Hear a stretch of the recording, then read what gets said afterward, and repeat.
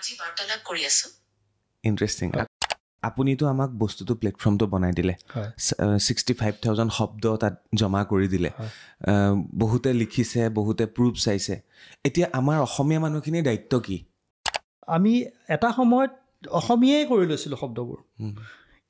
গ্লাছটোক আমি গিলাচ বুলি কওঁ গিলাচ বুলি কৈছিলোঁ বক্সটোক বাকচ বুলি কওঁ আৰু আমি সেইটো প্ৰগ্ৰামাবিধ হ'ব লাগে এইটো আমাৰ অসমীয়া ধং অসমীয়া গত ঠিক কৈছে সেই গতটো আমি সলাব নালাগে বহুতেই মোক মানে মোৰ লগত এইটো চেলেঞ্জ কৰে কি আমি যদি অসমীয়া শব্দ এনেকৈ বনাই ব্যৱহাৰ কৰোঁ কোনো বুজিয়ে নাপাব এতিয়া মই মানে কওঁ তোমালোকে শব্দটো জন্ম হোৱাৰ আগতেই মাৰি পেলাইছা কোনোবাই হাড়ে হিমজুৰে অসমীয়া হ'বলৈ আপ্ৰাণ চেষ্টা কৰিছে অসমীয়া শব্দ অসমীয়া ভাষা শিকি আৰু কোনোবাই অসমীয়াটো ক'ব নালাগে ইংলিছ ক'লেহে আমি বৰ মানুহ হ'ম এই বুলি ভাবি অসমীয়া শব্দ অসমীয়া ভাষা এৰিছে হয় ভিডিঅ'টো ক্লিক কৰাৰ বাবে ধন্যবাদ চাবলৈ আৰম্ভ কৰিছে বাৰ্তালাপ মই চক্ৰপাণি পৰাশৰ আজি ভিডিঅ'টোৰ জৰিয়তে আপোনালোকে বহুতখিনি কথা জানিব পাৰিব আৰু কি কথা জানিব পাৰিব এই বিষয়ে মই ইতিমধ্যে কৈছোঁ আপোনালোকক গতিকে আজিৰ বাৰ্তালাপৰ অতিথি হৈছে তেখেতৰ নাম হৈছে বিক্ৰম মজিন্দৰ বৰুৱা তেখেত অসমৰ সন্তান গুৱাহাটীত তেখেতৰ ঘৰ কিন্তু তেখেতে কৰ্মসূত্ৰে আবু ধাবিত তেওঁ থাকে আৰু তেখেতে অইলৰ লগত জড়িত হৈ আছে আৰু তাতকৈ ভাল খবৰ যে তেখেতে অসমীয়া ভাষাটোক ভাল পায় অসমীয়া শব্দক ভাল পায় আৰু তাৰ বাবে তেখেতে আজিৰ পৰা বহু বছৰৰ আগতে এটা ৱেবছাইটৰ জন্ম দিছিল যিটোৰ নাম আছিল শব্দ.org আৰু এখন অভিধানৰ সৃষ্টি কৰিছিল আৰু এই অভিধানখনত এতিয়া প্ৰায় 65,000 শব্দ সন্নিৱিষ্ট আছে প্ৰায় 200-300 ব্যক্তি তাত জড়িত হৈ আছে আৰু আমি তাতে কি কৰিব পাৰোঁ এই অভিধানখনৰ জৰিয়তে আৰু এই অভিধানখনৰ জন্ম তেওঁ দিছিলে 2006 চনতেই আৰু নমস্কাৰ জনাইছোঁ আপোনাক কেতিয়া আহিলে গুৱাহাটীলৈ বা অসমলৈ মই এই যোৱা ডিচেম্বৰ 26 তাৰিখে আহিলোঁ মোৰ আজি আছোঁ অহা দেওবাৰলৈকে আছোঁ নিশ্চয় আপোনাৰ পিতৃৰ ইতিমধ্যে বিয়োগ হৈছে সেইটো কাৰণতে মই আহিব লগা হ'ল যোৱা 26 ডিচেম্বৰত তেওঁৰ পৰলোকপ্ৰাপ্তি হয় সেইটো কাৰণে মই আহিলোঁ মানে খৰধৰকৈ আহিবলগীয়া হ'ল আৰু এই সকলো সকাম নিকাম সদ্যহতে সমাপ্ত হ'ল আৰু এতিয়া অলপমান আজৰি পাইছোঁ অশেষ ধন্যবাদ এনে সময়ত আমি আপোনাক আমন্ত্ৰণ কৰিলোঁ আপুনি অহাৰ বাবে ধন্যবাদ মই আপোনাৰ বিষয়ে জানিবলৈ চেষ্টা কৰিম কিছু পিছলৈ তাৰ আগতে 2006 চনতে আপুনি আৰম্ভ কৰা শব্দৰ বিষয়ে জানি লওঁ শব্দ এখন অভিধান বুলি মই ক'ব পাৰোঁ শব্দ এটা খুব ধুনীয়া পৰিকল্পনা যেতিয়া অকল আমি অভিধানখন আমি লুটিয়াই থাকোঁ তাত শব্দ বিচাৰি ফুৰোঁ তেনে সময়তে এগৰাকী ব্যক্তিয়ে ৱেবছাইটত মানে এপৰ জৰিয়তে অনলাইনৰ জৰিয়তে এখন অভিধান সৃষ্টি কৰাৰ সপোন দেখিছিল যিটো অসমবাসীয়ে এতিয়ালৈকে সাকাৰ কৰিবগৈ পৰা নাই মই তাৰ পৰা আহিছোঁ 2006 চনৰ ঘটনাটো তাৰ আগতে আপোনালোকক কৈ থওঁ বিক্ৰম মজিন্দৰ বৰুৱা ডাঙৰীয়ে 1999 চনত মেট্ৰিক পাছ কৰিছিলে ভুল হ'ল 1989ত মেট্ৰিক পাছ কৰিছিল আৰু সেই মেট্ৰিকত তেখেতে 19 নম্বৰ স্থান দখল কৰিবলৈ সক্ষম হৈছিলে ৰেংক লাভ কৰিছিলে মানে ষ্টেণ্ড কৰিছিলে গতিকে পঢ়া শুনাত যথেষ্ট চোকা আছিলে আৰু এতিয়াও হয় আৰু তাৰ বাবে আজি তেওঁ আগবাঢ়ি গৈ আছে মই এইখিনি জনাই থলোঁ এতিয়া মোক কওক শব্দ একচুৱেলি কি হয় শব্দ আমি পৃথিৱীৰ বিভিন্ন স্থানত থকা একে ভাষাপ্ৰেমী লোককেইজনৰ এটা গোট বুলি কওঁ অ'কে আমি যদিও আমাৰ শব্দ.org এটা ৱেবছাইট অকল ৱেবছাইটটোৱে নহয় তাৰ লগত কাম কৰিবলৈ আমাৰ যিটো হেঁপাহ অসমীয়া ভাষাক উন্নতি কৰিবৰ কাৰণে আমাৰ যিটো সমূহীয়া হেঁপাহ তাৰে প্ৰতিফলন হ'ল শব্দ.org আৰু ইংলিছত শব্দ.org বা ৱেবছাইটটোৰ নাম শব্দ.org কিন্তু অসমীয়াত আমি শব্দ সংঘ বুলি কওঁ হয় অসমীয়া ভাষাই 200 বছৰ অতিক্ৰম কৰিছে তাৰপিছতে অসমীয়া ভাষাই স্বীকৃতি লাভ কৰিলে ধ্ৰুপদী ভাষাৰ তাৰ বাবে আমি গৌৰৱ কৰিবলগীয়া কিন্তু এতিয়াও অসমীয়া ভাষাটো বিশ্বৰ বিভিন্ন ভাষাৰ লগত অনলাইনত কম্পিটিশ্যন কৰিবলৈ যুঁজি আছে সেয়া সাহিত্য সভাৰ পৰা আৰম্ভ কৰি আপোনালোকৰ দৰে ব্যক্তিও এতিয়াও আপ্ৰাণ চেষ্টা অব্যাহত ৰাখিছে এতিয়াও যদি আমি গুগলটো অপেন কৰোঁ তাত আমি এআইৰ জৰিয়তে কিছু ভুল শব্দ ব্যৱহাৰ কৰা দেখিবলৈ পাওঁ এতিয়া যদি আপুনি ফোনটোও লগায় তাতো ভুল শব্দ ব্যৱহাৰ হয় এতিয়া ছ'চিয়েল মিডিয়াত লিখা মেলা চলি আছে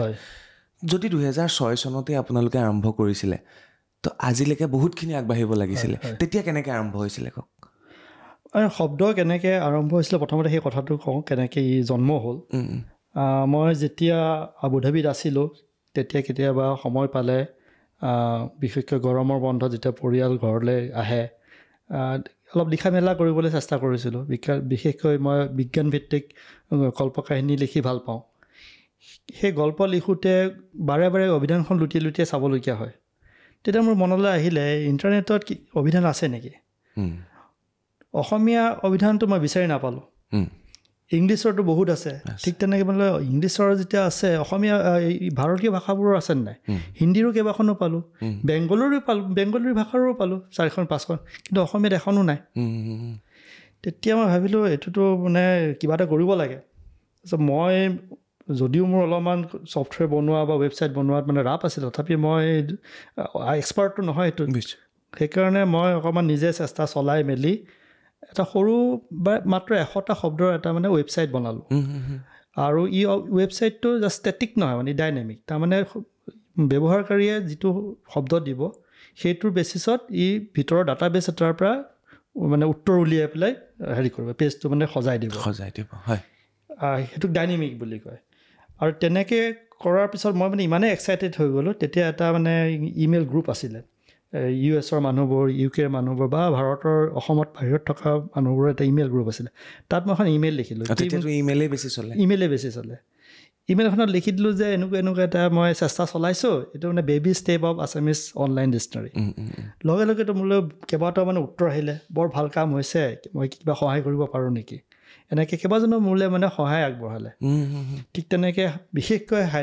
ইয়াত মানে নাম উল্লেখ কৰিব লাগিব সেইটো সময় হায়দৰাবাদত আছিলে পল্লৱ শইকীয়া বুলি আৰু ফ্লৰিডাত আছিলে প্ৰিয়াংক শৰ্মা বুলি তেওঁলোক আগবাঢ়ি আহিলে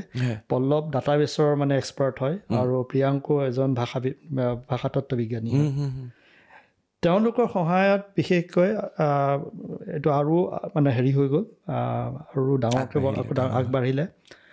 আৰু লাহে লাহে আৰু বহুত ব্যক্তিয়ে মানে সহযোগ কৰিলে কাৰণ সেইকাৰণে মই কওঁ কি শব্দ এখন অভিধান নহয়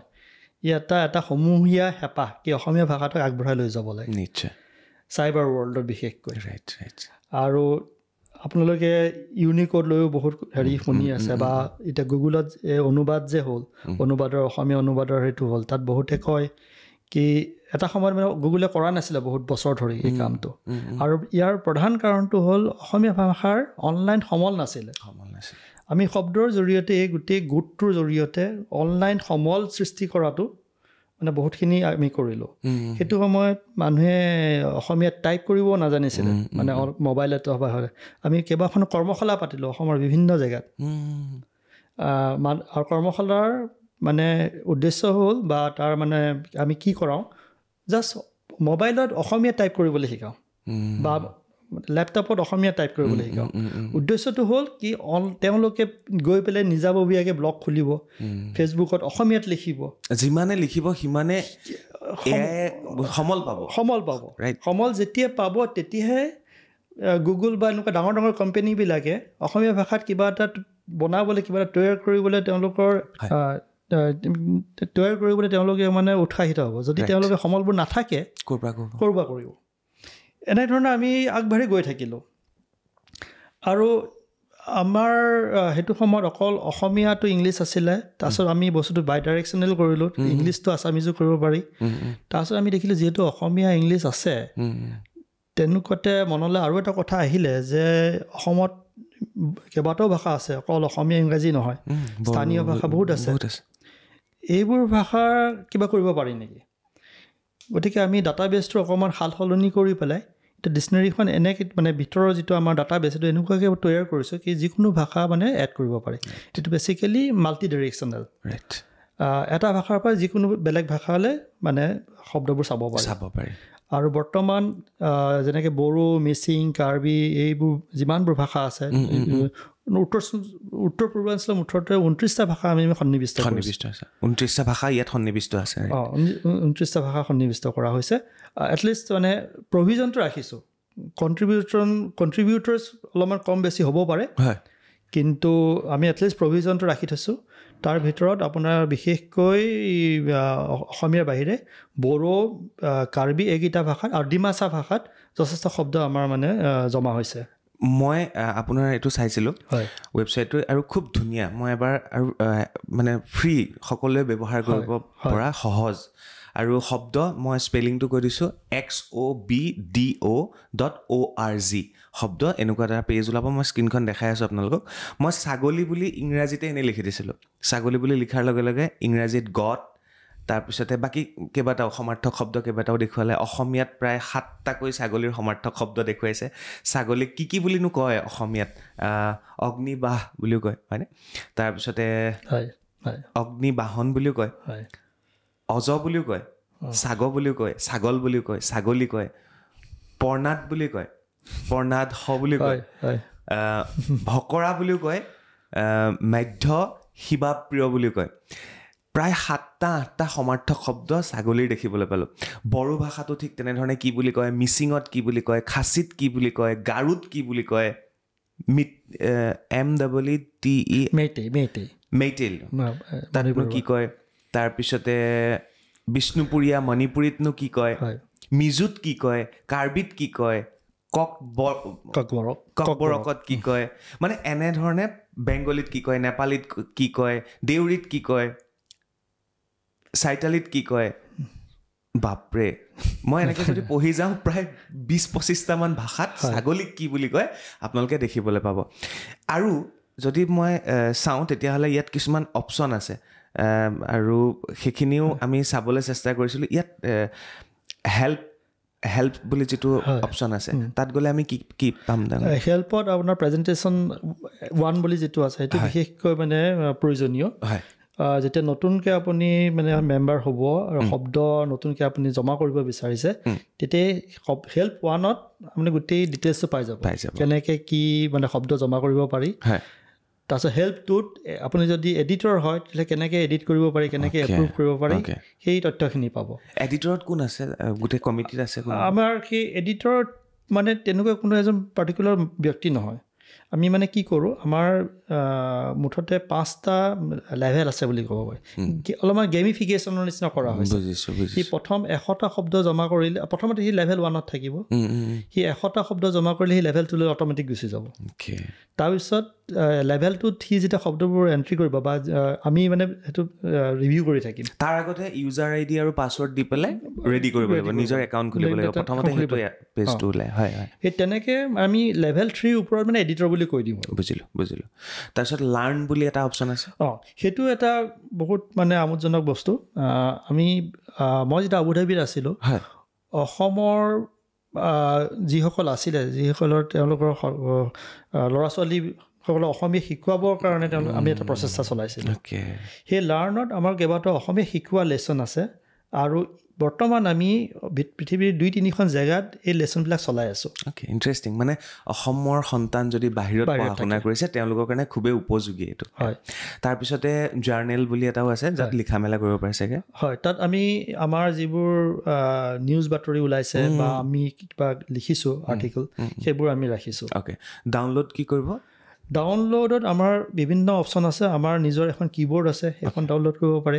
কোনোবাই যদি আমাৰ ডাটাখিনি লৈ পেলাই এপ বনাব খুজিছে আমাৰ ডাটাবেছটো ডাউনলোড কৰিব পাৰে বুজিলোঁ তাৰপিছত API স্মল s এটা আছে API আমাৰ 2-3টা API আছে APIটো মানে আমাৰ ডাটাবেছটো নোলোৱাকৈ কিন্তু আমাৰ ডাটাবেছটো এক্সেছ কৰিব পাৰে থাৰ্ড পাৰ্টি কোনোবা এপ ডেভেলপাৰ যদি বিচাৰে তেওঁলোকে ব্যৱহাৰ পাৰে তাৰপিছতে ডিক্সনেৰীটো আছে তাৰপিছতে এনেকৈ মই এটা ইণ্টাৰেষ্টিং লাগিলে মই সেইটো আপোনালোকক শুনাইও দিম আৰু কৈও দিম ইয়াতে বৰষা বুলি আৰু লিটিকাইটোত একচুৱেলি কি হয় দাদা সেইটো কৈ দিব লিটিকাই মানে কি আমি যেনেকৈ আমি লিটিকাই বুলি ক'লে যিটো বুজাওঁ এজন সহায়ক সেইটোৰ অৰ্থতে আমি তৈয়াৰ কৰিব খোজোঁ বেছিকেলি আমাৰ স্পেল চেকাৰ বানান পৰীক্ষক যদি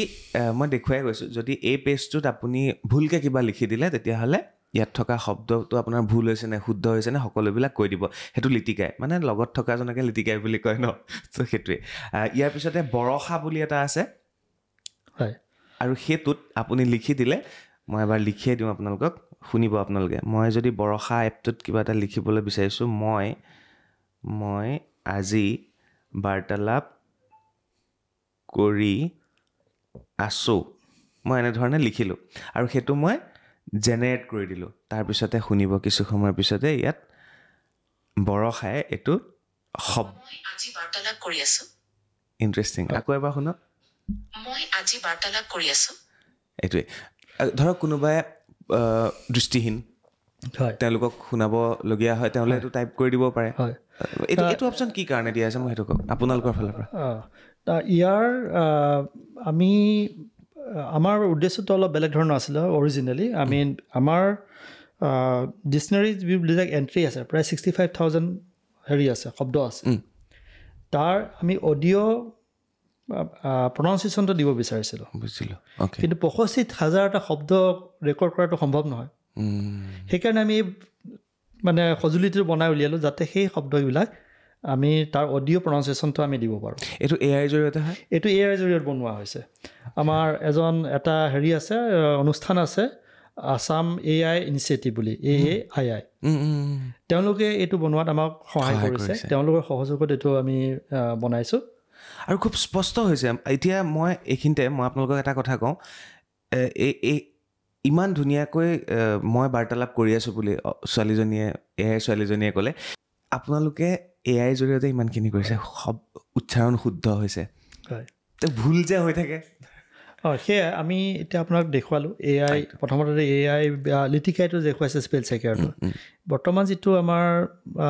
এলগৰিথম আছে এইটো ৰুল বেছড তাৰমানে আমি ইফ দেন এলছ কণ্ডিশ্যন কিছুমান দি পেলাই বহুত কমপ্লেক্স মানে কণ্ডিশ্যন কিছুমান দি পেলাই এইটো তৈয়াৰ কৰিছোঁ এতিয়া আমি তাতো AI ব্যৱহাৰ কৰিম বুলি ভাবি আছোঁ তেতিয়া ই আৰু মানে উন্নত হৈ যাব এতিয়া আপুনি লিটিকাই এতিয়াও কিছুমান শুদ্ধ শব্দকো ভুল বুলি দেখে বা ভুলবিলাক শব্দকো মানে কেতিয়াবা ই ধৰিব নোৱাৰে বুজিছোঁ বিক্ৰম দা মই মাজতে সোধোঁ আপোনাক আপুনিতো আমাক বস্তুটো প্লেটফৰ্মটো বনাই দিলে 65,000 শব্দ তাত জমা কৰি দিলে বহুতে লিখিছে বহুতে প্ৰুফ চাইছে এতিয়া আমাৰ অসমীয়া মানুহখিনিৰ দায়িত্ব কি এতিয়া আমি কি কৰিব লাগে মোক সেইটো কওক হয় ইয়াত মই দুটা কথা ক'ম প্ৰথমতে আমি প্ৰথমৰ পৰাই কৈ আহিছোঁ শব্দ ৰাইজৰ বাবে ৰাইজৰ কাৰণে আৰু ৰাইজৰ হকে এতিয়া সেইটো এতিয়াও প্ৰযোজ্য হয় শব্দত আচলতে 65,000 শব্দ মই ভৰোৱা নাই মই হয়তো খুব বেছি 5,000 মান হয়তো ভৰাইছোঁ বাকী ৰাইজেই ভৰাইছে ইয়াত মই যিটো ক'লোঁ বৰ্তমান প্ৰায় 150-200 মান এক্টিভ ইউজাৰ আছে কিন্তু নামভৰ্তি প্ৰায় 2,000ৰ ওপৰৰ ব্যক্তিয়ে কৰি থৈছে তেওঁলোকে মাজে সময়ে শব্দ যোগ দি থাকে এতিয়াও শব্দ যোগ দি থাকে আৰু মই যিটো আগতে কোৱাৰ নিচিনা এটা গেমিফিকেশ্যনৰ নিচিনা প্ৰথম আপুনি যেতিয়া হ'ব লেভেল 1ত থাকিব লাহেকৈ পদোন্নতি হৈ লেভেল 2, 3, 4লৈকে যাব পাৰে আৰু 5টো এডমিনৰ কাৰণে ৰখা হৈছে গতিকে যিকোনো ব্যক্তিয়ে আমাৰ তাত ইমেইল এটা আছে মই ইমেইলটো আপোনাক দি দিম ইমেইলটোত যদি আপোনাৰ মানে নাম আৰু ইমেইল আৰু হোৱাটছআপ নাম্বাৰটো দি পেলাই মোলৈ লিখি দিয়ে মই একাউণ্ট এটা খুলি পঠাই দিম আৰু ডেছক্ৰিপশ্যনত দি দিম আপোনালোকে ট্ৰাই কৰিব আৰু তাৰপিছত হেল্পত মই নিজৰ হোৱাটছআপতো মই সহায় কৰিব পাৰোঁ আৰু হেল্পত যিটো হেল্প 1 আছে প্ৰেজেণ্টেশ্যন হিচাপে আছে তাত চাইও আপুনি শব্দ জমা কৰিব পাৰে বিক্ৰম দা মই আৰু এটা কথা কওক যদি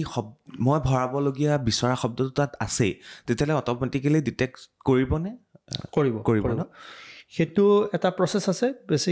প্ৰথমতে আপুনি যেতিয়া শব্দটো ভৰাব সি জমা কৰাৰ আগতে চাৰ্চ বটন এটা থাকে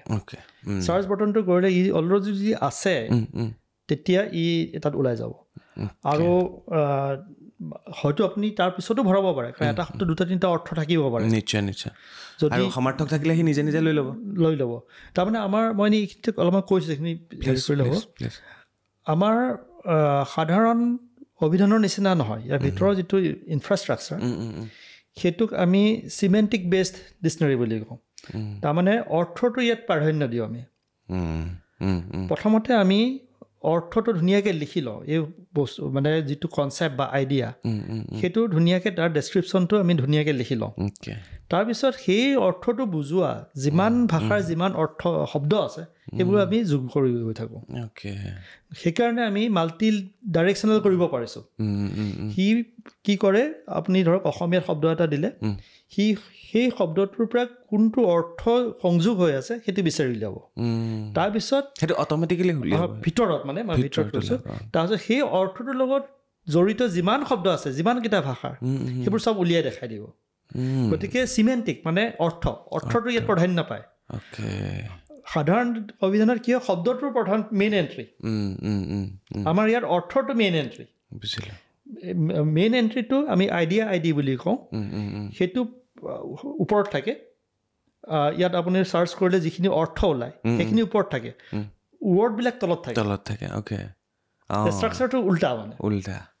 মানে অৰ্থটো ভালকৈ বুজাই দিবই লাগিব অৰ্থটো প্ৰথমতে আমাক সেইটো মেইন তাৰপিছত যে আমি শব্দবিলাক যোগ দিয়া যায় বুজিলোঁ আৰু কি হয় আমি আমাৰ নিজৰ মাজতে আলোচনা কৰি পেলাই শব্দবোৰ কেতিয়াবা আমি ৰিফাইন কৰোঁ কেতিয়াবা 2-3টা শব্দ আকৌ মিলাই পেলাই এটা কৰোঁ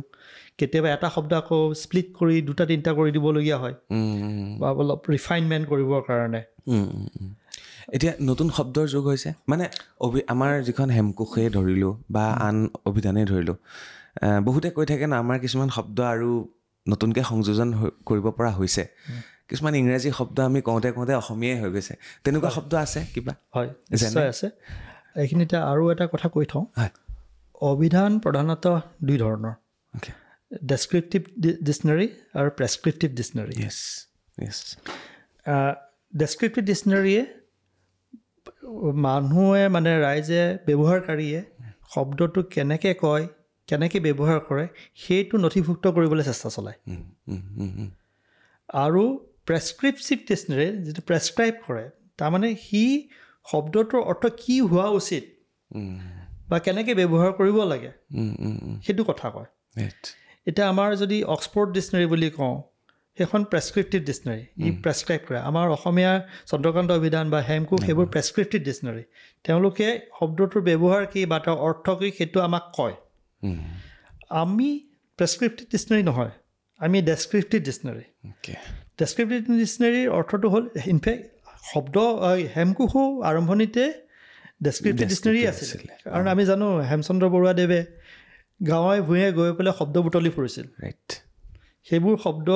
মানুহে কেনেকৈ ব্যৱহাৰ কৰে তাৰ অৰ্থটো কি এইবোৰ বুজি পেলাই এইবোৰ নথিভুক্ত কৰিছিল সময়ত ই প্ৰেছক্ৰিপটিভ ডিকশ্যনেৰী হৈ গ'ল আমি শব্দ আমি সদায় ডেছক্ৰিপটিভ ডিকশ্যনেৰী হিচাপেই থাকিব বিচাৰোঁ আমি সমাজত ৰাইজত আৰু কাগজে পত্ৰই বা গল্প লিখক বা লেখকসকলে কেনেকৈ শব্দবোৰ ব্যৱহাৰ কৰিছে শব্দবিলাকৰ কি অৰ্থ বুজাইছে সেইবোৰ আমি বিশ্লেষণ কৰি আমি নথিভুক্ত কৰিবলৈ চেষ্টা চলাওঁ গতিকে আপুনি যিটো ক'লে কি ইংৰাজী শব্দ অসমীয়াত সোমাই গৈছে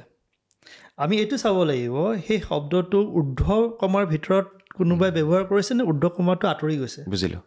ঊৰ্ধ্বকমা আঁতৰি যোৱাৰ লগে লগে এইটো অসমীয়া শব্দ হৈ গ'ল এতিয়া মই কৈছোঁ চিটি বাছ এইটো অসমীয়া শব্দ আচলতে কাৰণ আমি ইমানেই কওঁ লিখিতভাৱেও আপুনি বহুত জেগাত পাই যাব সেইটো আমি অসমীয়া শব্দ বুলি ধৰিব পাৰোঁ হৈয়ে গ'ল আৰু কাৰণ আমি ঊৰ্ধ্বকমাৰ ভিতৰত লিখা নাই ঠিক তেনেকৈ এই অমুক ফ্লেটত থাকে ফ্লেট শব্দ সোমাই গ'ল এইখিনিতে আৰু এটা মই কথা কৈ থওঁ এইটো নহয় কি আমি যধে মধে যিকোনো শব্দ আমি এনেকৈ সুমুৱাই দিয়া উচিত বা সুমুৱাই লোৱা উচিত মই সাধাৰণতে অসমীয়া বাতৰি কাকতবিলাকত বা টিভি চেনেলবিলাকত মই দেখোঁ যিবোৰ বিজ্ঞাপন দিয়ে তাত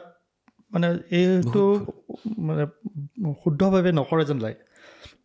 মই ৰিচেণ্টলি এখন গাড়ীৰ মানে বিজ্ঞাপন দেখিছিলোঁ তাত অমুক তমুক কাৰ বুলি লিখিছে মোৰ কথাটো ভাল লগা নাই অসমীয়াত গাড়ী শব্দটো আছে এতিয়া কাৰ বুলি শব্দ কাৰ লিখা উচিত নাছিলে এইটো বা বাহন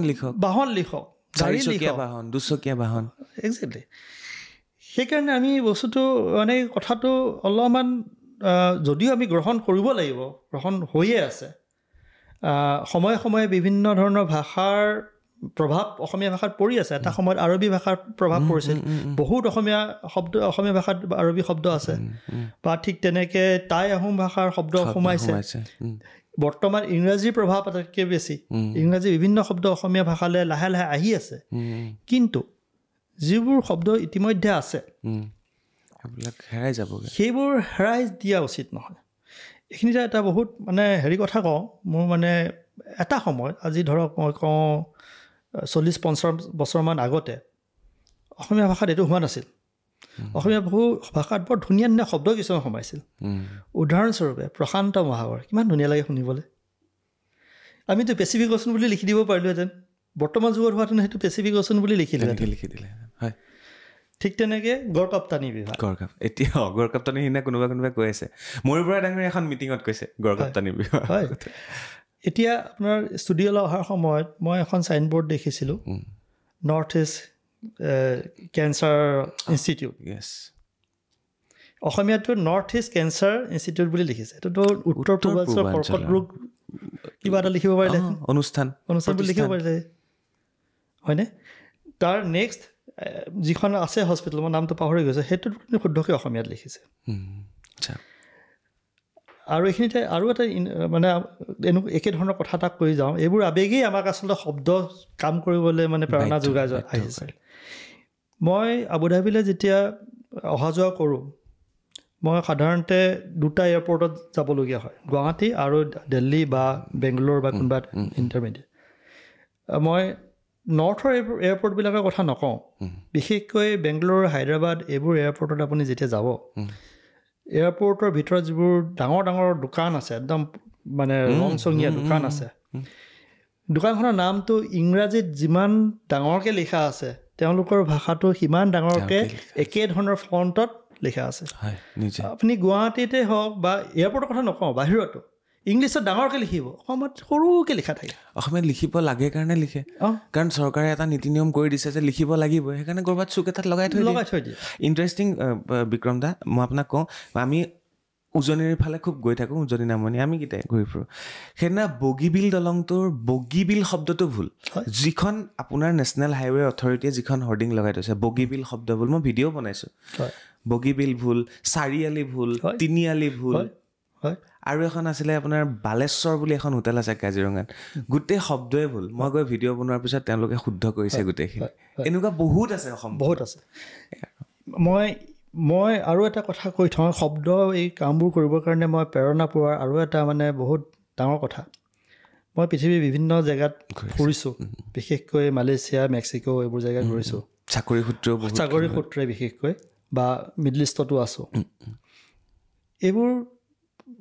এইবোৰ জেগাৰ মানুহৰ নিজৰ ভাষাৰ প্ৰতি যিটো স্বাভিমান ভাবিবলগীয়া কি কাৰণে ক'লোঁ মই যেতিয়া মেক্সিকোত আছিলোঁ তাত স্পেনিছ ভাষাটোৰ তাৰ মূল ভাষা আৰু মই যিটো কোম্পানীত কাম কৰিছিলোঁ অইল ইণ্ডাষ্ট্ৰি এটা টেকনিকেল কোম্পানী এটা তেওঁলোকৰ ওচৰত যদি মই ইংৰাজী ভাষাত কিবা ডকুমেণ্ট লৈ যাওঁ টেকনিকেল কেটালগ যদি লৈ যাওঁ দলিয়াই পেলাই দিয়ে স্পেনিছত জানক বোলে তেওঁলোকে ইংলিছ নুশুনি ঠিক তেনেকৈ চাকৰি সূত্ৰে কিবা এটা প্ৰজেক্টৰ কাৰণে মই হেৰিত গৈছিলোঁ মস্কোত গৈছিলোঁ ৰাছিয়াত গৈছিলোঁ তাত যিবোৰ টেকনিকেল মিটিং হয় তাত পূৰা ৰাছিয়ান ভাষাত হয় তেওঁলোকে ইণ্টাৰপ্ৰেটাৰ ৰাখে এতিয়া মোৰ এটা অভিজ্ঞতা এনেকুৱা তাত মানে এজন মানে ভাল পদবী থকা মানুহ এজন তেওঁ ৰাছিয়ান ভাষাত আমাৰ লগত ইণ্টাৰেক্ট কৰিছে থ্ৰু দ্য ইণ্টাৰপ্ৰেটাৰ সভা হৈ যোৱাৰ পিছত তেওঁ বাহিৰৰ পৰা ওলাই আহি মোক আমাৰ লগত ইংলিছত কথা পাতে চাওক মানে কি অফিচিয়েল মিটিঙত তেওঁলোকে ৰাছিয়ান ভাষাই ব্যৱহাৰ কৰিব পিছত ব্যক্তিগতভাৱে হয়তো ইংলিছ জানে তেওঁলোকে কিন্তু চৰকাৰী হিচাপে তেওঁলোকে ব্যৱহাৰ নকৰে আৰু আমাৰ ইয়াত বাপৰে বাপ কি ক'ব আৰবিক এতিয়া মই মিডল ইষ্টৰ আবুধাবিত কাম কৰি থাকোঁ তাত আৰবী মানুহ বহুত আছে আৰবী স্পিকিং তেওঁলোকে ইজনে সিজনৰ লগত যেতিয়া কথা পাতে টেকনিকেল কথা আমি একো বুজি নাপাওঁ কাৰণ তেওঁলোকৰ প্ৰত্যেকটো শব্দৰ আৰবী প্ৰতিশব্দ আছে আপুনি ইংৰাজীত শব্দ ব্যৱহাৰ নকৰাকৈ কিবা টেকনিকেল কথা পাতিব পাৰিবনে নোৱাৰে চাওক কিমান তেওঁলোকৰ শব্দৰ ভাণ্ডাৰ আছে অকল শব্দৰ ভাণ্ডাৰে নহয় তেওঁলোকে সেইটো ব্যৱহাৰ কৰে তেওঁলোকে মানে গৌৰৱান্বিত হয় গৌৰৱান্বিত এতিয়া সেইদিনাখন মই তাৰ ফুড কোৰ্ট এখনত বহি আছিলোঁ কিবা এটা খাবৰ কাৰণে আবুধাবিতে। মই এতিয়া আৰবিক অলপ শিকিব সৰ্বমূলা চিনাকি হ'ব চেষ্টা কৰিছোঁ। তাত যিখন KFC তাৰ ওচৰত আৰবিকত লিখা আছিল। মই কিনো লিখা আছে, KFC লিখা আছে, অসমীয়াটো KFC বুলি লিখি থৈ দিয়ে। তাহাঁতে লিখিছে ডেজাৰ্ট কেণ্টাকি, ডেজাৰ্ট মানে চিকেন আৰবী ভাষাত, ডেজাৰ্ট কেণ্টাকি। তাৰপিছত মোৰ যিবোৰ কলিগ তেওঁলোকক সুধিলোঁ তহঁতি KFCখনক আৰবিক কি বুলি, ডেজাৰ্ট কেণ্টাকি। মানে সিহঁতে অকল বৰ্ণটো চোৱা নাই, অৰ্থটোলৈকে গৈ পেলাই চেঞ্জ কৰিছে। আৰু সেইটো তেওঁলোকে ব্যৱহাৰ কৰে দৈনন্দিন মানে জীৱনত। আৰু এইখিনিতে আৰু এটা কথা, আমি যেতিয়া ইংৰাজী শব্দ এটা যেতিয়া লওঁ অসমীয়া ভাষাত, আমি ইংৰাজ হোৱাৰ চেষ্টা চলোৱাৰ প্ৰয়োজন নাই। আমি এটা সময়ত অসমীয়াই কৰি লৈছিলোঁ শব্দবোৰ। গ্লাছটোক আমি গিলাচ বুলি কওঁ, গিলাচ বুলি কৈছিলোঁ, বক্সটোক বাকচ বুলি কওঁ। আৰু আমি সেইটো প্ৰগ্ৰামাবিধ হ'ব লাগে। এইটো আমাৰ অসমীয়া ধং, অসমীয়া গত। ঠিক কৈছে, ঠিক কৈছে। সেই গতটো আমি সলাব নালাগে। সেইদিনাখন ঠিক কি কাৰণে কৈছোঁ, মই মালয়েছিয়াত যেতিয়া মই আছিলোঁ, মালয় ভাষাটোত এইটো বিৰাট গুৰুত্ব দিয়ে। তেওঁলোকৰ মালয় ভাষাৰ যিটো গত সেইটো তেওঁলোকে ইংৰাজী শব্দটো ল'লেও সলনি নকৰে। উদাহৰণস্বৰূপে ক্ৰেডিট কাৰ্ড, তেওঁলোকে সেইটো এডপ্ট কৰিছে, কিন্তু তেওঁলোকে ক্ৰেডিট কাৰ্ড বুলি নকয়, ক্ৰেডিট কাৰ্ড। ৰটো উচ্চাৰণ নকৰে তেওঁলোকে, কাৰণ ক্ৰেডিট KAD কাৰ্ড। বাছ তেওঁলোকে যেনেকৈ কয়, যেনেকৈ ব্যৱহাৰ কৰে তেনেকৈ ৰাখিছে। উচ্চাৰণটো নিজৰ কথা, নিজৰ কথা। ভাল লাগিলে আপোনাৰ কথাখিনি শুনি। আৰু আমাৰ অসমত কি হৈ আছে চাওক, আমাক শিকায় এতিয়া এইটো গিলাচ নহয় গ্লাছ। মানে আমি ইংলিছটোলৈ গুচি যাওঁ, গিলাচটো আমাৰ শব্দ ন। কাপটোতো লৈ ল'লোঁ, পিয়লা বুলি বাৰু নকওঁ, নালাগে ক'ব, কাপটো কাপেই ন। এইবোৰ সাধাৰণ শব্দবোৰ ঠিকে আছে বাৰু। ঠিক তেনেকৈ এতিয়া মই সেইদিনাখন মই আবুধাবিত থাকোঁতে আৰবিক্সৰ মানে এটা শুনি আছিলোঁ, ৰেডিঅ' এটা শুনি আছিলোঁ, FM ৰেডিঅ' এটা শুনিছোঁ। বিশেষ একো বুজি নাপাওঁ, তথাপি মই যি ভাষাটো শিকিছোঁ কাৰণে বুজিবলৈ চেষ্টা চলাই আছোঁ। এজন মানুহৰ মানে সাক্ষাৎকাৰ লৈ আছিলে আৰবিক্সত। তাৰ ভিতৰ মাজতে এটা শব্দ বাৰে বাৰে তেওঁ কৈ আছিলে, মই বুজি পোৱা নাই গোটেই কথাখিনি।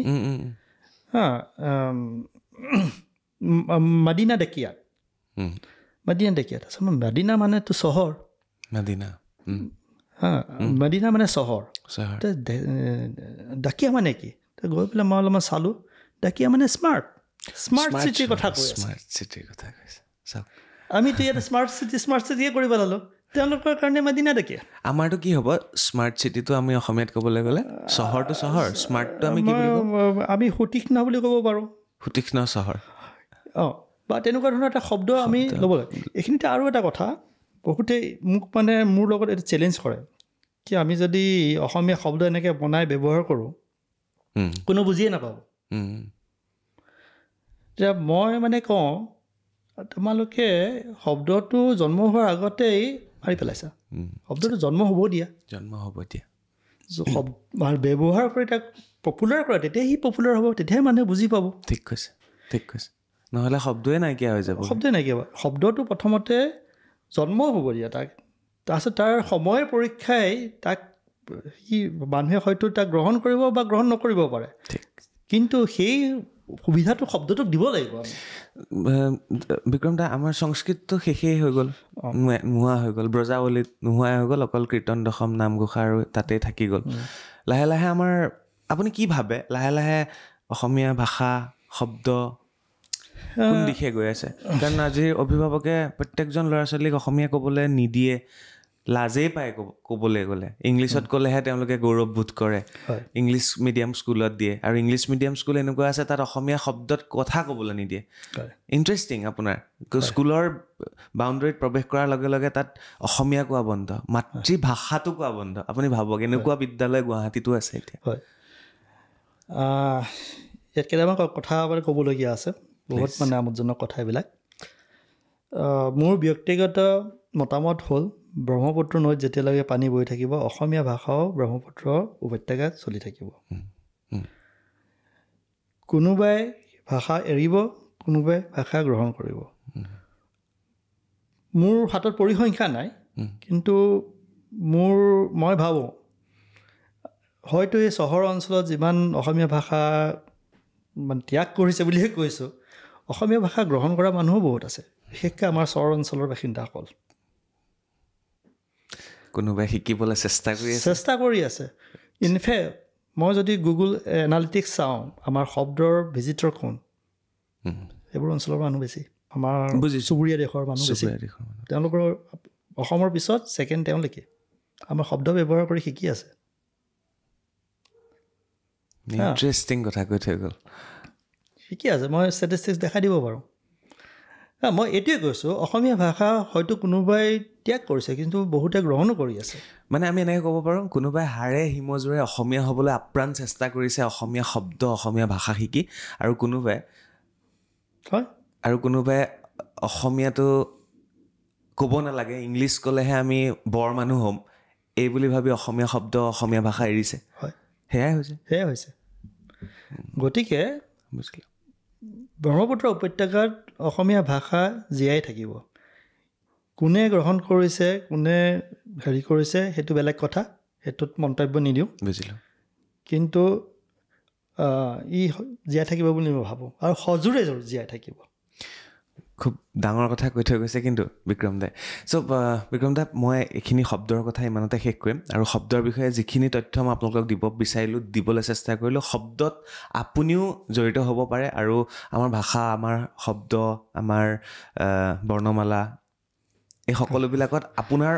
অৰিহণা আপুনি যোগাব পাৰে যাৰ বাবে যোগাযোগ কৰিব লাগিব বিক্ৰম দাদাৰ সৈতে আৰু ডেছক্ৰিপশ্যনত তেখেতৰ লিংক থাকিব নম্বৰ থাকিব তাত গৈ আপোনালোকে শব্দৰ লগত জড়িত হ'ব পাৰিব এইখিনিয়ে ক'লোঁ ইয়াৰ পৰা মই অকণমান আপোনাৰ অতীতলৈ গুচি যাব বিচাৰিছোঁ জন্ম নিশ্চয় আপোনাৰ গুৱাহাটীতে নহয় মোৰ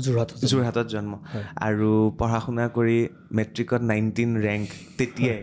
মোৰ জন্মৰ এবছৰৰ আগতে আপুনি মেট্ৰিক দিছিলে তাৰপিছতে পৃথিৱীৰ বিভিন্ন দেশত আপুনি চাকৰি কৰিলে বিশেষকৈ অইল ছেক্টৰত আপুনি কাম কৰিলে আৰু এতিয়াও আবুধাবিত অইল ছেক্টৰতে তেখেতে কাম কৰি আছে ইমানবিলাক দেশ ঘূৰাৰ পিছতো আপোনাক টানি আনিলে অসমীয়া শব্দই অকণমান চুই যাম একদম জন্মৰ পৰা যোৰহাট হয় মোৰ জন্ম যোৰহাটত তাৰপিছত মোৰ দেউতা অসম চৰকাৰী চাকৰিয়াল আছিল সেই সূত্ৰে ডিব্ৰুগড় গুৱাহাটী তেজপুৰ কাৰ্বি আংলং এইবোৰ জেগাত আমি আছিলোঁ সেইবোৰ জেগাত ডাঙৰ দীঘল হ'লোঁ মই ডিব্ৰুগড় উচ্চতৰ মাধ্যমিক চৰকাৰী বিদ্যালয়তো পঢ়িছিলোঁ গুৱাহাটীত ফেকাল্টি হাইস্কুলত পঢ়িলোঁ পঢ়ি পেলাই ইয়াত 1989ত মেট্ৰিক দিলোঁ 19 নম্বৰ হেৰিটো পালোঁ তাৰপিছত কটনত পঢ়িলোঁ বিজ্ঞান শাখাত 91ত বিজ্ঞান শাখাত পাছ কৰি ইণ্ডিয়ান স্কুল অফ মাইন্স ধানবাদৰ পৰা পেট্ৰলিয়াম ইঞ্জিনিয়াৰিং কৰিলোঁ আৰু তাৰপিছত চাকৰি সূত্ৰে ইফালে ঘূৰি ফুৰিছোঁ আৰু দুলীয়াজানতো আছিলোঁ তাৰপিছত মেক্সিকোত গ'লোঁ US মই পঢ়িব গ'লোঁ মাজতে তাতো সেই পেট্ৰলিয়াম ইঞ্জিনিয়াৰিঙৰ মাষ্টাৰ্ছ কৰিলোঁ তাৰপিছত সেয়া মেক্সিকোতো চাকৰি কৰিছিলোঁ মেক্সিকোৰ পৰা মালয়েছিয়া আহিলোঁ মালয়েছিয়াৰ পৰা মাজতে অইল প্ৰাইচ কম হোৱাৰ কাৰণে অকণমান চাকৰি ইফাল হৈছিলে তেতিয়া গুৱাহাটীতে আছিলোঁ কিন্তু তাত গুৱাহাটীত থাকি আকৌ বিভিন্ন জেগাত পুৰা মানে কি চাকৰি সূত্ৰে গ'লোঁ মানে প্ৰজেক্ট হিচাপে আফ্ৰিকাত গ'লোঁ নাইজেৰিয়াত গ'লোঁ আলজেৰিয়াত গ'লোঁ আৰু তেনেকৈ প্ৰজেক্ট মই যদিও আবুধাবিত আছিলোঁ এটা সময় মোৰ মানে কনচাল্টিং ফাৰ্ম আছিলে গতিকে মই বেলেগ জেগাত যাব লগা হৈছিলে এইবিলাক কৰি থাকোঁতে বিভিন্ন ধৰণৰ মোৰ সেই গল্প লিখাৰ যিটো হেৰি চায়েন্স ফিকশ্যন লিখাৰ যিটো মোৰ হেৰি অভ্যাস সেইটো কাৰণে হয়তো মই অসমীয়া ভাষাটোৰ লগত অকণমান জড়িত হৈ থাকিলোঁ আৰু প্ৰান্তিকত লিখা মেলা কৰিছিলে হয় প্ৰান্তিকত মোৰ কেইবাটাও গল্প প্ৰকাশ হৈছে আৰু তাৰে কেইটামান গল্প মানে বহুত হেৰি আৰু মই অকল ছায়েন্স ফিকশ্যনে নহয় এইবোৰ অলপমান ফিউচাৰিষ্টিক বুলি ক'ব পাৰি মানে অসমখন ভৱিষ্যতে কেনেকুৱা হ'ব সেই গল্পবিলাকত মই সেইটো প্ৰকাশ কৰিবলৈ চেষ্টা চলাওঁ তাৰে ভিতৰত এটা বিশেষ গল্প মানে মই ইয়াতে উল্লেখ কৰিব হেৰি কৰোঁ সেই গল্পটোৰ মানে বহুতে খুব ভাল পাইছিলে সেইটো মোৰ আচলতে প্ৰথম গল্প আছিলে আৰু মই এইখিনিতে কওঁ মই প্ৰান্তিকৰ অফিচত সেই গল্পটো জমা দি আহিছোঁ দুদিন পিছত মোলৈ চিঠি লিখিছে কি এইটো প্ৰকাশ কৰা হ'ব। গল্পটো ইমানেই ভাল আছিল। আৰু গল্পটো হ'ল এজন বিজ্ঞানীয়ে শংকৰদেৱৰ ক্লোন কৰি উলিয়াইছিল। শংকৰদেৱৰ এজন তেওঁ নৱসৃষ্টি কৰিছিল। সেই কনচেপ্টটো লৈ পেলাই যিটো গল্প তেওঁৰ শংকৰদেৱে লিখা যিবোৰ মানে পাণ্ডুলিপি আছে বা তেওঁৰ যিবোৰ কাপোৰ কানি আছে কিছুমান সংগ্ৰহিত হৈ এতিয়াও আছে, তাৰ পৰা তেওঁৰ শংকৰদেৱৰ চৰ্মকণা সংগ্ৰহ কৰি তাৰ পৰা তেওঁৰ DNA এক্সট্ৰেক্ট কৰি ক্লোন বনাইছিলে। গল্পটো এইটো বেচিছত। কিমান কল্পনাৰে লিখা এইটো গল্প, বাপৰে। আকৌ ঠিক নাই, আকৌ শংকৰদেৱৰ তেনেকৈ আকৌ আৱিৰ্ভাৱ, সেইটো নামেই আছিলে হেৰি আৱিৰ্ভাৱ নেকি নামটো, মই পাহৰি গৈছোঁ। আৱিৰ্ভাৱ। আপুনি যে কল্পনা কৰে গুৱাহাটীখন কেনেকুৱা হ'ব ছায়েন্স ফিকশ্যনৰ মতে, কওক না, কৈ যাওকচোন। সেইখিনিত মোৰ সেই গল্পটোতো আছে এইবিলাক কথা। সেইটো গল্প কেতিয়া লিখিছিলে? সেইটো গল্প কেতিয়া হ'ব, মই অল ইণ্ডিয়াত কাম কৰি থাকোঁতে, তাৰমানে 1996-7 মানত হ'ব। 6-7 মানত হ'ব। তাত মই মোৰ যিজন নায়ক মানে যোনে শংকৰদেৱৰ মানে ক্লোন বনাইছিলে, তেওঁৰ কাৰ্যালয়টো আছিলে উত্তৰ গুৱাহাটীত আৰু তেওঁৰ ঘৰ আছিলে বামুণী মৈদামত। মোৰ ইমাজিনেশ্যনত আছিলে, সেই গল্পটোত আছিলে তেওঁ বামুণী মৈদামৰ এখন মেট্ৰ' ট্ৰেইনত উঠে। মই মেট্ৰ' ট্ৰেইনখন চানমাৰী GNB ৰোড হৈ পেলাই গৈ ব্ৰহ্মপুত্ৰৰ তলেদি সুৰংগই দি উত্তৰ গুৱাহাটী ওলাই গ'ল। যিটো সুৰংগই দিয়ে এইফালে হ'ব বুলি শুনি আছোঁ। তাৰপিছত তাত সেই ৰবৰ মোবাইলৰ কথা মই উল্লেখ কৰোঁ। গুৱাহাটীত মানে এতিয়া যিবোৰ আমাৰ উবেৰ বা অ'লা চলি আছে, এটা সময়ত ড্ৰাইভাৰজন নাথাকিব, আমি এপ এপ্লাই কৰিম, গাড়ীখন আহি হাজিৰ হৈ যাব। এইটো হৈছে পৃথিৱীৰ কিছুমান জেগাত। এইটো চাইনাত ইতিমধ্যে চলিছে, মই সেইদিনা এটা ভিডিঅ' দেখিলোঁ। ব্ৰহ্মপুত্ৰখন নিয়ন্ত্ৰণ কৰা কথাও আছিলে, তাৰ দুই কাষে দুটা হেৰি হ'ব, মানে বান্ধ হ'ব, বান্ধৰ ওপৰত হাইৱে হ'ব। সেইটো লাহে লাহে হৈছে, হৈ আছে। আৰু তেওঁ সেই বিজ্ঞানীজনে যেতিয়া গুৱাহাটীৰ পৰা তেওঁৰ গৱেষণাগাৰৰ পৰা হেৰিলৈ যায়, মাজুলীলৈ যায়, তেতিয়া ফেৰীত যায়। আৰু ফেৰীখনত কোনো হেৰি নাথাকে, চালক নাথাকে। সি ৰাডাৰৰ সহায়ত ক'ত চৰ আছে, ক'ত মানে দ আছে, ক'ত বাম আছে চাই নিজে নিজে সি গৈ থাকিব। বাপৰে, এয়া কল্পনা 1997 চনতে ডাঙৰীয়াই কৰি প্ৰান্তিকত প্ৰকাশ কৰিছিলে। আমাৰ শংকৰদেৱৰ ক্লোন হ'ব, গুৱাহাটীখন কেনেকুৱা হ'ব, আৰু লাহে লাহে সেয়া হ'বলৈ আৰম্ভ কৰিছে। কল্পনা শক্তি বহুত বেছি বিক্ৰম মজুমদাৰ বৰুৱা ডাঙৰীয়া, আৰু সেইকাৰণে চাগে এই শব্দৰ সৃষ্টি হৈছে। আৰু আপুনি কেতিয়া ঘূৰি যাব আকৌ আবুধাবিলৈ? মই এই জানুৱাৰী কি বুলি কয় দেওবাৰে গৈ আছোঁ। আৰু আপোনাৰ যিটো অইলৰ লগত আপুনি জড়িত, ইঞ্জিনিয়াৰিং সেইটোতে কৰিছে, আপোনাৰ কামবোৰ কেনেকুৱা ধৰণৰ হয়? মোক simulation engineer, reservoir simulation engineer বুলি কয়। সেইটো মোৰ গল্পটো সেইবিলাকৰ প্ৰভাৱ পৰে অলপ হয়তো, কাৰণ আমাৰ কামটো হ'ল ভূগৰ্ভত তেল বা গেছৰ যিটো চলাচল হয় তাৰ কম্পিউটাৰ মডেল বনাওঁ, আৰু তেলবোৰ কেনেকৈ গৈছে, কোনফালে গৈছে, তাৰ আমি চিমুলেশ্যন ৰূপাংকন কৰা বুলি যিটো কয় সেইটো কৰোঁ। আৰু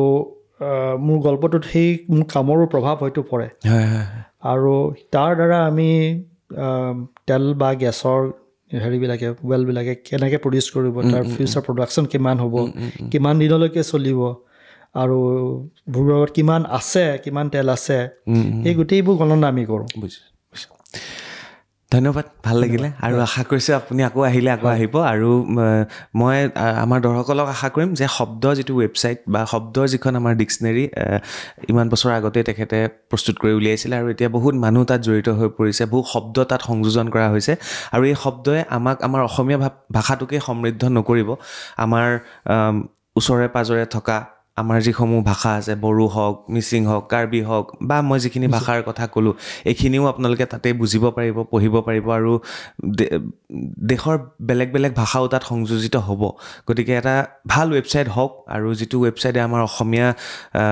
যিটো ভাষাটোক ধ্ৰুপদী ভাষা হিচাপে স্বীকৃতি লাভ কৰিছে, 200 বছৰ পুৰণি এটা ভাষা, গতিকে এই ভাষাটোক ডিজিটেলাইজ কৰিবৰ বাবে এনেকুৱা ধৰণৰ ৱেবছাইটসমূহে আমাক বহুতো ভূমিকা গ্ৰহণ কৰিব। আৰু লগতে ডাঙৰীয়া এটা কথা কৈ থৈ গ'ল, আমি পাৰিলে মোবাইলত হওক ৱেবছাইটত হওক ব্লগ হওক আমি সকলোতে অসমীয়া লিখিব লাগে আৰু অসমীয়া লিখিলেহে ডিটেক্ট কৰিব পাৰিব আৰু আমাক গুগলে আৰু আগুৱাই দিব হয়নে হয় তাকো ইউনিকডত মানে ৰমান স্ক্ৰিপ্টত য়েছ নৰ্মেল স্ক্ৰিপ্টত নহয় ইউনিকডত ধন্যবাদ কেনেকুৱা লাগিলে আৰু ময়ূৰদাক আপুনি লগ পাইছিলে তেওঁ মোৰ স্কুলীয়া স্কুলৰ নহয় মোৰ চুবুৰীয়া মানে চুবুৰীয়া মোতকৈ 2 বছৰমান ডাঙৰ হ'ব হয় হয় আপোনাৰ কথা ময়ূৰদাই কৈছিলে মই সেইকাৰণে তেওঁৰ পৰা নাম্বাৰ লৈ আপোনাক ফোন কৰিছোঁ মোৰ হেৰিলৈ আহিছিলে দেউতাৰ শ্ৰাদ্ধৰ সময়ত আহিছিলে হয় হয় কেনেকুৱা লাগিলে কৈ যাওক অনুষ্ঠানটো ভালেই লাগিলে এইবাৰ এই ছেটআপটো মানে বৰ সুন্দৰ ছেটআপ বনাই লৈছে আৰু সদায় যে এনেকৈ বিভিন্ন ধৰণৰ ব্যক্তিক আমন্ত্ৰণ জনাই বিভিন্ন ধৰণৰ বিষয়ৰ ওপৰত আপোনালোকে আলোচনা কৰে এইটো মানে বহুত সৃষ্টিকামী মানে কাম হৈছে আৰু আগলৈ এনেকৈ কৰি থাকিব বুলি আশা কৰিলোঁ ধন্যবাদ বিদায় লৈছোঁ বিদায় লৈছোঁ থেংক ইউ ধন্যবাদ